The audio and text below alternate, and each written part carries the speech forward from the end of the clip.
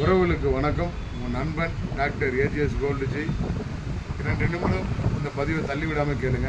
இன்றைக்கி என்ன சப்ஜெக்ட் பேச போகிறோன்னா, கணவராகிய அனைவரும் மனைவி மேலே அன்பு பாசம் அதிகமாக வச்சுக்கிறீங்க. அது தப்பு இல்லை. அது உங்கள் மனைவியோட அன்பு பாசம் அதிகம் வைங்க. நிறையா நண்பர்கள் சகோதரர்கள் தவறாக நினைக்காதீங்க. உங்களுக்காக தான் இந்த பதிவு. நிறைய பேர் இன்னொருத்த மனைவி மேலே ஆசைப்படுறது எவ்வளோ பெரிய தப்பு தெரியுமா? இதுதான் இந்த உலகத்திலே மெகா தப்பு. அதை புரிந்து உங்கள் காலை தொட்டு வணங்கி கேட்குறேன். நம்ம மனைவி மேலே அன்பாக பாசமாக உறவாக அனைத்தும் நீங்கள் எவ்வளோனா அன்பை கொட்டலாம். இன்னொருத்த மனைவியை பார்க்குறதும் இன்னொருத்தவங்க பொண்டாட்டியை பார்க்குறதும் அவன் மேலே ஆசைப்படுறதும் இந்த உலகத்திலே ரொம்ப தப்பான விஷயம். அது உங்களுக்கு இன்றைக்கி இனிக்கும், நாளைக்கு அது எந்த கசப்பில் போய் விடும் தெரியுமா?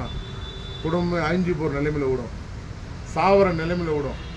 நம்மள்ட்ட இருக்கிறதெல்லாம் பிடிங்கின்னு நம்மளை வெறியும் தொடப்ப உச்சா வச்சுருவாங்க.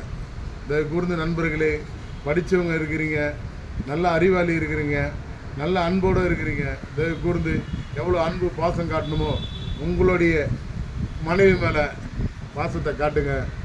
இன்னொருத்தவங்க மனைவி மேலே பாசத்தை வைக்காதீங்க. தவறானது, தப்பானது.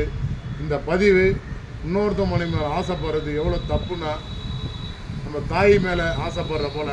அதனால் இந்த பதிவு தவறான போகிற கணவருக்காக இந்த பதிவு. இன்னொருத்தவங்க பொண்டாட்டி மேலே ஆசைப்படாதீங்க. அது விபத்துலேயும் பயங்கரமான விபத்து. உங்கள் காலை தொட்டு வணங்கி கேட்குறேன். அப்படி தவறான எண்ணம் இருந்தால் இன்னையோடு அதை முடிச்சிருங்க, மறந்துடுங்க.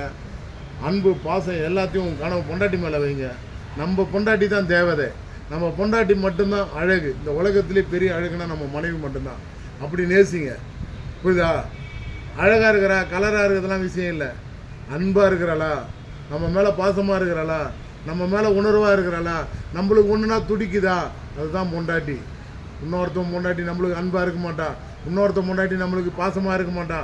நம்மளுக்கு என்ன துரோகம்னா செய்வா. உன் புருஷனுக்கு துரோகம் பண்ணுற பொம்பளை உனக்கு துரோகம் பண்ணுவா. அதனால் நம்பாத.